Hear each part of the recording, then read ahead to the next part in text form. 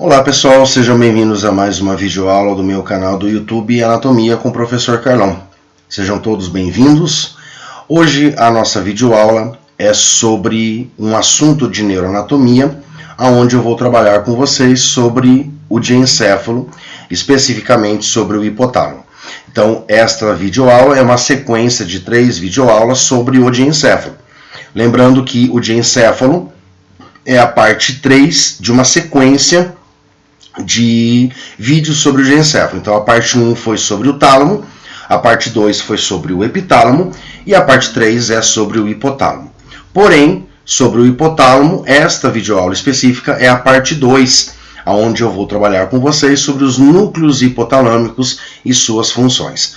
A parte 1 do hipotálamo, eu trabalhei sobre a definição, localização, as funções gerais, do hipotálamo e também as estruturas presentes no hipotálamo. E nesta parte 2 eu vou trabalhar especificamente sobre os núcleos do hipotálamo. Quais são esses núcleos, tanto a parte lateral quanto a parte medial do hipotálamo e quais as funções desses núcleos aí. Então espero que vocês gostem da videoaula, que vocês consigam entender e estudar esta videoaula e vamos aos núcleos hipotalâmicos. Bom pessoal, quando nós observamos o hipotálamo, nós sabemos que o hipotálamo ele é em número de 2, ou seja, existe o hipotálamo direito e o hipotálamo esquerdo. Só que cada hipotálamo ele vai ter uma separação, vamos dizer assim, em hipotálamo medial, que é formado por vários núcleos, Então nós temos aqui a área pré-óptica, núcleo supraquiasmático, supraóptico, arqueado, ventro medial, o dorso medial, paraventricular, posterior e incluindo também aí alguns núcleos do corpo mamilar.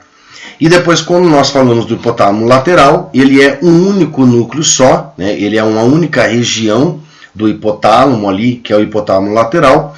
E esse hipotálamo lateral existe tanto no hipotálamo direito quanto no hipotálamo esquerdo.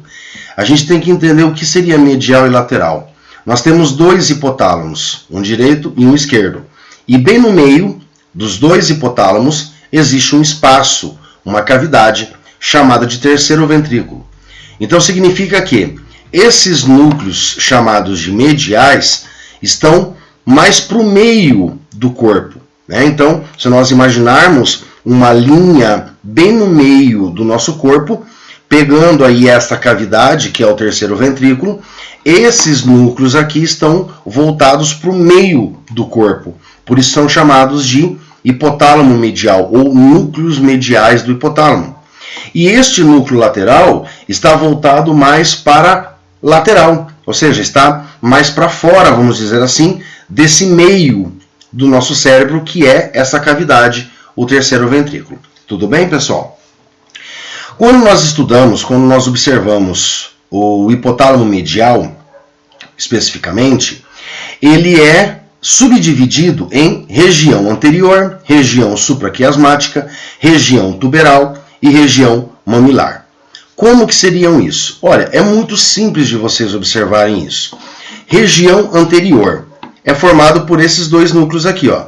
Região é a área, pré-óptica, e um outro conjunto de neurônios que é chamado de órgão vascular da lâmina terminal, que é esta lâmina terminal aqui, que nós já vimos na parte 1 do hipotálamo, que é uma das estruturas aí que estão presentes no hipotálamo. Tá? Então, este núcleo aqui, ó, área pré-óptica e o órgão vascular da lâmina terminal fazem parte da região anterior do hipotálamo medial, dessa parte mais do meio, só que a região mais anterior. Depois nós temos a região supraquiasmática, formado por 2 núcleos, por 3 núcleos na verdade, que é esses 3 aqui, ó, é uma sequência, ó, tá? Então esses 2 é da região anterior, esses 3 aqui, ó, que é o paraventricular, o supraóptico e o supraquiasmático. Então esses 3 aqui, ó, pegam uma linha, tá? Então eles fazem parte da região supraquiasmática do hipotálamo medial. Depois nós temos esses 3 núcleos aqui, ó, tá? O dorso medial, o ventro medial e o arqueado. Esses 3 núcleos, eles pertencem à região tuberal. Por quê?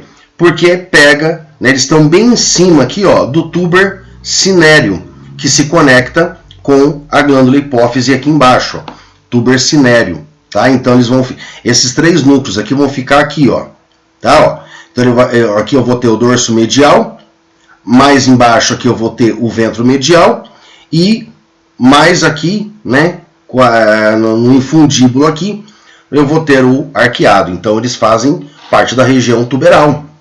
E depois nós temos a região mamilar, né? A região mamilar, que é próximo aqui ao corpo mamilar, nós temos o núcleo posterior, que é esse vermelhão aqui, né? Representado em vermelho, bem grandinho, e os próprios núcleos mamilares que estão dentro do corpo mamilar. Tá ok? Então é muito fácil, pessoal. É simples a gente saber se localizar aí. Primeiro, né? Vamos recapitular. Hipotálamo, direito e esquerdo. Os 2 hipotálamos estão convergindo para o meio do meu cérebro, aonde existe um espaço, que é chamado terceiro ventrículo. Esses núcleos que eu acabei de falar para vocês estão voltados diretamente para o meio. Ou seja, estão próximos desse espaço que eu tenho ali no meio dos 2 hipotálamos, que é o terceiro ventrículo, né? Esse espaço. Então, por isso que esses núcleos, né, pertencem, então, ao hipotálamo medial. E esse hipotálamo lateral, que é praticamente a área hipotalâmica lateral, uma única coisa só, está mais para as laterais, está mais para fora desse meio, desse espaço que eu tenho no meio do meu cérebro. Tudo bem? Então vamos analisar. Olha só. Região anterior. Então ele vai ser formado pela área pré-óptica, que é esse núcleo aqui, ó, né, representado em azul aqui, ó, bem compridinho, né? Essa área pré-óptica, ela está relacionada com quais informações? Olfato. Ou seja, todas as informações de olfato que nós recebemos, além dela ir para aquela área específica do olfato, que é próximo ali da amígdala cerebral, chamada córtex entorrinal, tá? Desse córtex entorrinal, ela vai enviar uma informação para essa área pré-óptica, que é relacionada ao olfato. Por que o olfato tem que chegar aqui na área pré-óptica do hipotálamo? Como eu comentei na aula 1 do hipotálamo, sobre as funções do hipotálamo, o hipotálamo recebe todas as informações de sensibilidade, sensitivas, tá? Olfato, gustação, sensibilidade geral, temperatura, concentração de líquidos, de água, concentração de substâncias, concentração hormonal. Por quê? Porque o hipotálamo é que controla toda a nossa fisiologia. E se a gente for observar o hipotálamo também está relacionado com o comportamento e com a ativação do nosso sistema nervoso autônomo simpático e parasimpático, relacionado a todas as informações, incluindo o olfato, que chega nesta área pré-óptica. Tá? Então, dependendo do cheiro, o hipotálamo pode ativar o sistema simpático, quando o cheiro for representar alguma ameaça, algum perigo, alguma coisa assim que eu tenho que acionar o sistema simpático, ou ele pode acionar o sistema parasimpático, quando, por exemplo, o olfato ele representa alguma coisa boa, alguma coisa, um cheiro tranquilo, né? Por isso que tem muitas essências de perfumes, de produtos, né, que te acalmam, né, te deixam calmos, e tem alguns cheiros, alguns odores que te aceleram, né? Então, quem que te acelera ou quem te acalma? É o hipotálamo. Só que o hipotálamo recebeu o olfato nesta área pré-óptica, tá ok? Recebe também informações do tálamo anterior e do tálamo medial, relacionado com memória, né, emoções, controla hormônios, faz a parte da manutenção da temperatura, ou seja, manutenção, conservação da temperatura, tá? Então ele mantém a temperatura. Também está relacionado com a pressão arterial, ingestão de alimentos, ou seja, toda vez que você precisa ingerir alimentos, é esta área pré-óptica que vai ser estimulada para que você corra atrás do alimento, coma o alimento, ingira o alimento. Tá? Comportamento sexual também e ciclos de atividades, né? Ciclos de atividades que você faz diariamente, ok? Além da área pré-óptica, nós temos esse órgão vascular da lâmina terminal, que fica bem aqui dentro da lâmina terminal. Este órgão vascular, ele está relacionado com a detecção de sinais químicos para termorregulação, ou seja, para regular a temperatura e também para controlar a sede e a fome, tá? Sinais químicos. Que tipos de sinais químicos que nós podemos ter? Sinal químico de algum líquido, né? Um suco de laranja, um suco de limão, um guaraná, né? Então, todo e qualquer alimento, tudo libera substâncias químicas que são detectados então por este órgão vascular. Tá? Lembrando que esses sinais vão chegar pelos seus nervos específicos, vão chegar nos seus núcleos específicos lá no tronco encefálico e depois vem para este órgão vascular. E aí esse órgão vascular que vai detectar esses sinais e vai falar, opa, para lá, estou com sede, vou tomar este suco de laranja. Ou o alimento, né? Você está passando por algum lugar e os alimentos eles exalam, né, cheiros, né? Um cheiro de um arroz, de um estrogonofe, de uma pizza, de um macarrão, de qualquer coisa, né? De um doce. E aí este órgão vascular vai detectar esse sinal e obviamente vai desencadear a fome, vai fazer com que você coma ou com que você beba. E alguns sinais químicos também fazem a termorregulação, regulam a nossa temperatura. Que sinais químicos são esses? Né? Ou seja, todo o nosso organismo interno está provido aí, né, de vários receptores sensitivos para a temperatura.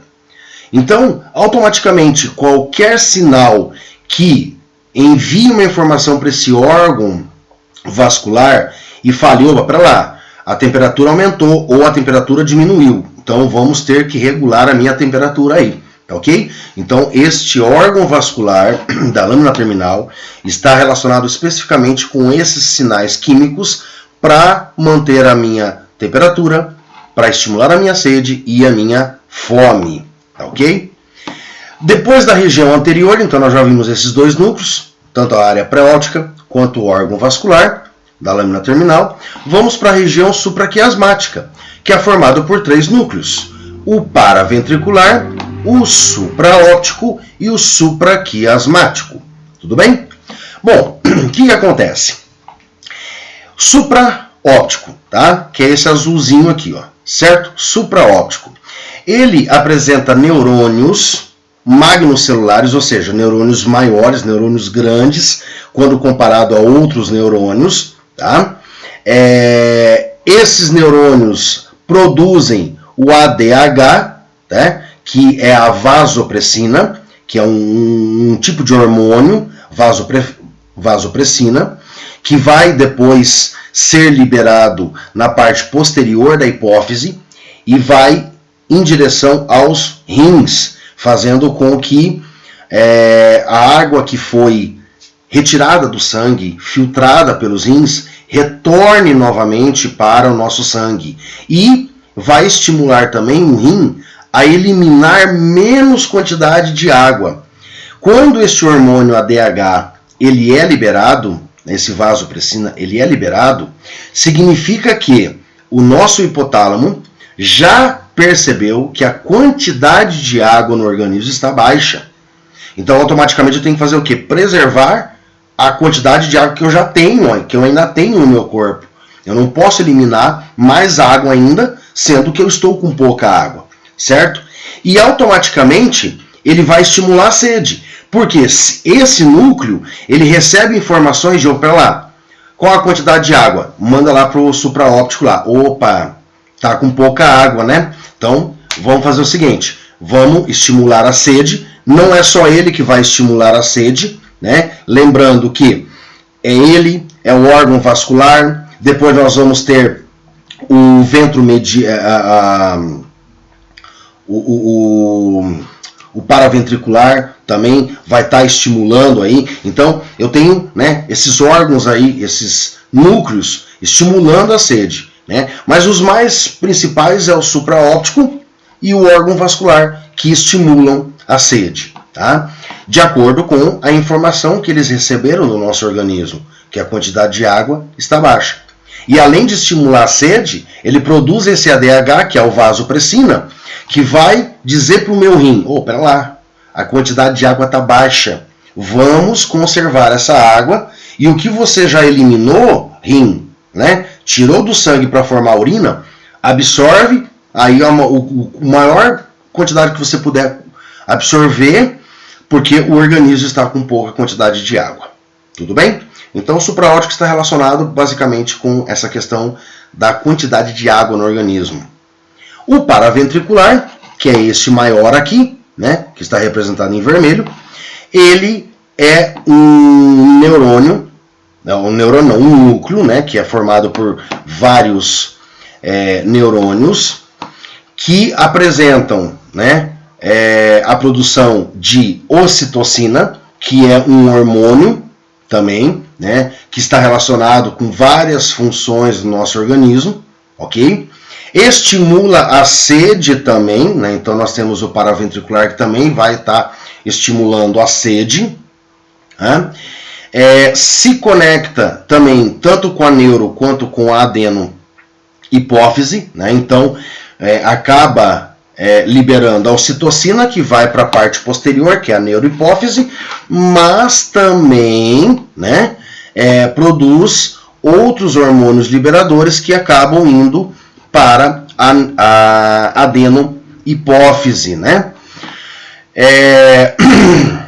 Estimula neurônios pré-ganglionares simpáticos e parasimpáticos do bulbo e da medula espinal. Ou seja, este núcleo paraventricular é um dos núcleos aí que estão relacionados com o controle do sistema nervoso autônomo, que é uma das funções do hipotálamo que eu trabalhei no vídeo da parte 1 do hipotálamo, tá ok? Então, o paraventricular, de acordo com as informações que ele recebe do organismo, ele vai estimular ou o sistema simpático ou o sistema parasimpático, tudo bem? Além de liberar a ocitocina e além de estimular a sede, tá certo? E depois nós temos este outro bem pequenininho que fica bem logo acima ali do quiasma óptico, tá ok? Este núcleo é chamado supraquiasmático. Esse núcleo supraquiasmático ele tem uma única função, que é controlar, regular o nosso ciclo circadiano. Tem uma videoaula, que é a parte 2 do diencéfalo, que eu falo sobre o epitálamo, e que lá eu falo o quê? Toda a informação de intensidade luminosa que vem da retina pelo nervo óptico, passa ali o quiasma óptico e se conecta com este núcleo que é chamado supraquiasmático. O supraquiasmático, ele produz glutamato que vai estimular o paraventricular. O paraventricular, ele vai produzir o GABA. E esse GABA, ele vai depois interferir, né, na produção de melatonina lá na glândula pineal.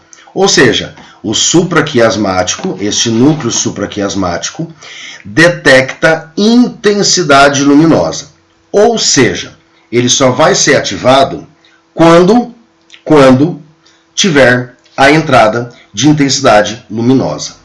Obviamente, no período noturno, com pouca luminosidade ou zero de luminosidade, este núcleo não é ativado, ok? Ele não vai ser ativado. Então, esse supraquiasmático está relacionado especificamente com a estimulação ou não no final da glândula pineal para a produção da melatonina e né, controlando assim o ciclo circadiano.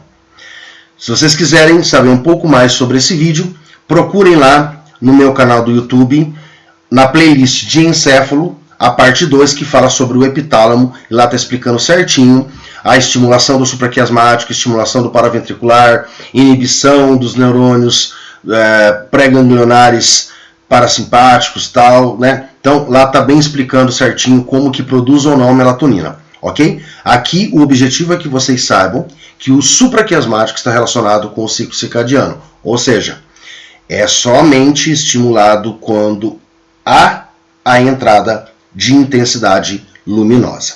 Tudo bem? Bom, então nós já vimos a região anterior, já vimos a região supraquiasmática, que são esses três, né? Paraventricular, supraóptico e supraquiasmático.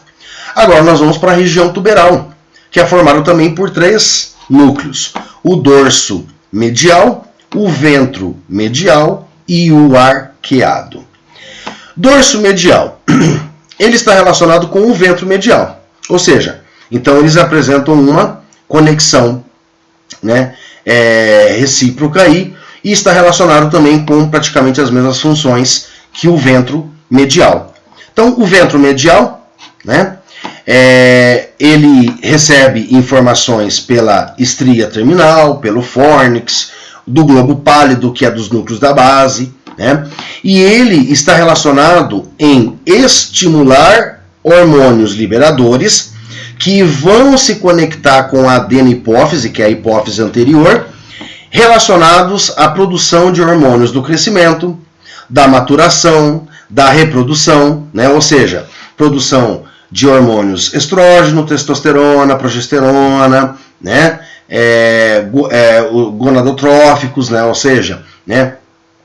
Hormônios tireoidianos, que é do crescimento, tá certo? Então, este núcleo ventromedial, e a mesma coisa acontece com o dorso medial, estão relacionados com a liberação, né, a produção de hormônios liberadores na adenopófise e estimulando então hormônios da adenopófise relacionados com o crescimento, com a maturação e com a reprodução. Além disso, o ventro medial está relacionado com a saciedade da fome e da sede. Ou seja, vamos entender aqui. Área pré-óptica está relacionado com a ingestão de alimento. Então, esta área pré-óptica, né, esse primeiro núcleo que eu trabalhei com vocês, ele vai receber uma informação que a quantidade de nutrientes, de vitaminas, sais, né, está baixa, e ele vai estimular então o organismo a ingerir alimento. Além disso, o órgão vascular também está relacionado com a fome. Estimula o indivíduo a comer. O órgão vascular está relacionado com, além da fome, com a sede. Estimula o organismo a buscar água, a beber líquidos. Não somente o órgão vascular, como também o supraóptico e o paraventricular. Então vejam só, eu tenho a área pré-óptica que estimula o indivíduo a comer. E o órgão vascular. Então eu tenho dois núcleos que estimulam o indivíduo a comer. Né? Área pré-óptica e órgão vascular. E eu tenho três núcleos que estimulam o indivíduo a beber água, matar a sua sede, que é o órgão vascular, que pertence à região anterior, né? O supraóptico e o paraventricular. O supraóptico e o paraventricular, que estimulam a sede. Se eu estimulei a sede ou a fome, é porque a quantidade de água estava baixa e porque a quantidade de nutrientes estava baixa. A partir do momento em que eu ingiro alimento ou bebo líquidos, o meu estômago vai dilatar. E quando o meu estômago dilata, o estômago manda uma informação para onde? Para quem? Especificamente para o ventro medial, que é este aqui, ó, da região tuberal. Aí o ventro medial vai entender o seguinte, ó, pera lá. Então o estômago dilatou, significa que a quantidade de água e de alimentos que esse indivíduo ingeriu já está suficiente. Já está suficiente. Opa, então pera lá. Vamos fazer com que o indivíduo pare de comer, pare de beber. Tá? Então é a saciedade. E quando a gente fala de parar de comer, parar de beber, são vários estímulos fisiológicos que vão acontecendo no nosso organismo, e estímulos sensoriais também, inibição de estímulos olfatórios, inibição de estímulos visuais, para que você não busque mais alimento, para que você não sinta mais aquele cheiro do alimento com tanta vontade de comer como estava antes, né? E vários outros estímulos fisiológicos que fazem com que você não... Espera lá, já estou tranquilo, já comi, já bebi a quantidade necessária. Tá? Lembrando que para a saciedade da fome, especificamente, não é só o ventro medial. O hipotálamo lateral, ou seja, esse núcleo lateral, que é o próprio hipotálamo lateral, também está relacionado ao controle consumatório da fome. E, em relação a isso, tem muitos artigos científicos, muitos estudos, que relacionam a obesidade, principalmente a obesidade mórbida, com uma falha nesses dois núcleos aí. Tanto o hipotálamo lateral, que é o principal para parar com a fome, para saciar a fome, e também o ventro medial, que também tem que saciar a fome. Quando a pessoa não consegue parar de comer, significa que ou o hipotálamo lateral e o ventro medial, ou um ou outro, ou os dois, não estão funcionando corretamente nesse controle de saciar a fome. E aí, automaticamente, o indivíduo continua comendo. E muitos estudos relacionam o estado emocional influenciando esses núcleos a não funcionarem direito. Um deles é o estresse, a ansiedade. Tá? A ansiedade acaba bloqueando esses dois núcleos, fazendo com que eles não funcionem direito, não saciando a fome do indivíduo e automaticamente aumentando cada vez mais a ansiedade e a vontade de comer para tentar saciar aquela ansiedade. Então acaba virando um ciclo vicioso. Ok? Então, muitos estudos, tanto relacionados à psicologia, quanto à nutrição, quanto à medicina, mostram isso, já comprovaram isso aí. Tá ok? Então, já vimos o ventro medial, o dorso medial e sobrou o arqueado. O arqueado, esse núcleo arqueado, ele está relacionado com a questão da quantidade da gordura corporal. Ou seja, ele também está relacionado aí com a saciedade da fome, porque ele produz a leptina que diminui o consumo de comida. Então, automaticamente, eu já comi demais, estou saciado. Estou com muita gordura no meu organismo. Cara, eu preciso parar de comer. Preciso parar de comer para gastar essa gordura, essa energia reservada que eu tenho no meu organismo. Então ele automaticamente produz essa leptina que vai diminuindo o consumo de comida e automaticamente faz com que o próprio metabolismo corporal degrade essa gordura corporal para transformar gordura em energia e manter o organismo na falta do alimento, tá certo? E além disso, o arqueado ele está relacionado com a dopamina, então ele é muito estimulado aí pela dopamina, principalmente, especificamente aquela dopamina que é produzida na área tegmentar ventral, que forma aquela via dopaminérgica mesolímbica, tudo bem? Depois da região tuberal nós temos a região mamilar, que é formada pelo núcleo posterior e pelos núcleos mamilares. Núcleo posterior, ele é estimulado na hipotermia, ou seja, ele detecta a hipotermia, a perca de calor. Então, quando eu estou perdendo calor, automaticamente ele faz com que o organismo mantenha a minha temperatura. Tá? E nesse caso de manter a temperatura, ele vai estimular o quê? O aumento da pressão arterial, o aumento do batimento cardíaco, aumento de contrações musculares involuntárias, que são os tremores musculares para a produção de calor, vai estimular o quê? A convergência do sangue da periferia para para os órgãos internos para poder manter calor. Por isso que numa hipotermia, né, perca de calor, as extremidades, ou seja, os dedos das mãos, os dedos dos pés, os lábios, ficam gelados. E em alguns casos chegam até a ficar cianóticos, né, ou seja, roxos, né, por falta dessa circulação periférica, porque ele estimula com que esse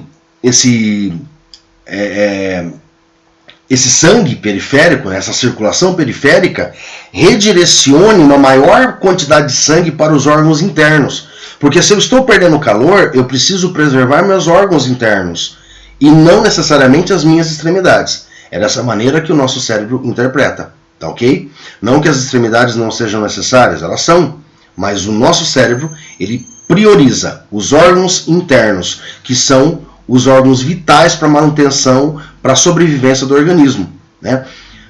Se a gente for pensar em questão de evolução de sobrevivência, eu consigo viver sem as extremidades de membro superior, sem as minhas mãos, sem meus pés, mas eu não vivo sem os meus órgãos internos, tá ok? Então, ele estimula, né, esse núcleo posterior, ele estimula várias reações fisiológicas no corpo para manter a minha temperatura, né? Então aumenta a pressão arterial, aumenta o fluxo de sangue, redireciona o fluxo de sangue da periferia para os órgãos internos, tá? Estimula os tremores musculares, né? Ou seja, estimulações musculares rápidas e constantes para a produção de calor, tá ok? E depois nós temos aqui os núcleos mamilares que estão dentro do corpo mamilar. Esses núcleos mamilares, primeiramente, eles recebem informações do fórnix, né, do prosencefálico medial, né, prosencefálico medial, e também do fórnix, vindas do tálamo, né, do tegmento do mesencéfalo, do núcleo túbero-mamilar.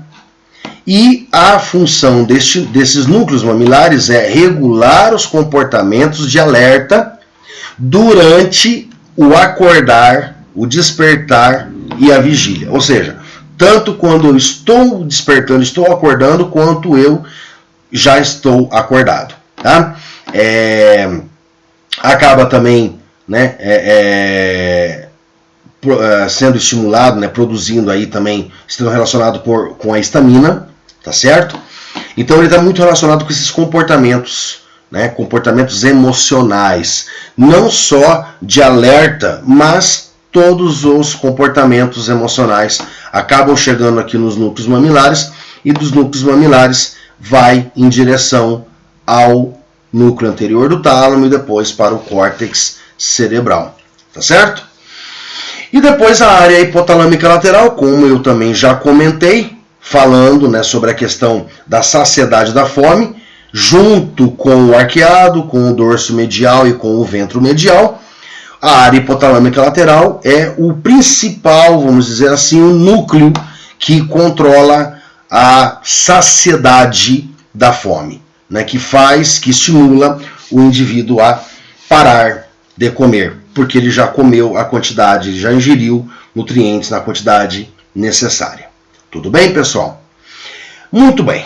Chegamos ao final desta videoaula, que eu falo sobre os núcleos hipotalâmicos e as suas funções. A próxima videoaula vai ser a parte 3, onde eu vou falar sobre as conexões, e aí eu vou falar sobre o feixe prosencefálico medial, sobre o fórnix, sobre a via amídalo fugal ventral, tá? Então eu vou falar sobre todos esses feixes que chegam, que saem do hipotálamo, né? E quais as suas funções, da onde que trazem e para onde que levam essas informações, relacionando-se aí ao hipotálamo. Espero que vocês tenham gostado dessa videoaula, espero que vocês tenham entendido, né, sobre os núcleos hipotalâmicos. Se vocês observarem, não é difícil de vocês memorizarem, é só fazerem uma sequência de anterior para posterior e de medial para lateral. Né? Estudem primeiro os mediais, de anterior para posterior, e depois estudem o lateral. E sempre façam essa sequência. Região anterior, região supraquiasmática, que são 3, região tuberal são 3 e região mamilar são 2. Tá? Dessa maneira vocês vão conseguir estudar e entender muito bem esses núcleos hipotalâmicos. Espero que vocês tenham gostado, espero que vocês tenham entendido, tenham aprendido. Não deixem de fazer anotações de dúvidas, questionamentos que vocês tenham, e deixem aí seus comentários no vídeo, que eu estarei respondendo a todos aí. Então desejo a todos ótimos estudos, que vocês consigam entender e aprender sobre os núcleos do hipotálamo, e nos vemos até o próximo vídeo no meu canal do YouTube, Anatomia com o Professor Carlão. Um grande abraço a todos, ótimos estudos e até mais.